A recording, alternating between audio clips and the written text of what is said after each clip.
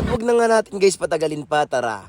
Makisarap na. Nasa bangketa lang tayo ngayon guys. Kasi nga susubukan natin yung kanilang chicken salpicao. Siya lang ata sa Taguig yung nag-iisa na mini cart pero ang tinda niya is Spanish style na chicken salpicao. Kaya naman na-intriga ako talagang pinuntahan ko to from Upper Bikutan. So tikman na natin guys. May mga pa-sprinkle pa siya. Chicken oil din pala yung gamit niya dito guys na pang saute dito. Kaya amoy na amoy mo talaga.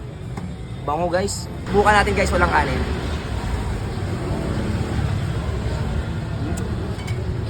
Tagal na. Masarap. Grabe. Panalo guys yung pagkakamarinate ni Kuya. Hindi natin ng kanin guys. Panalo.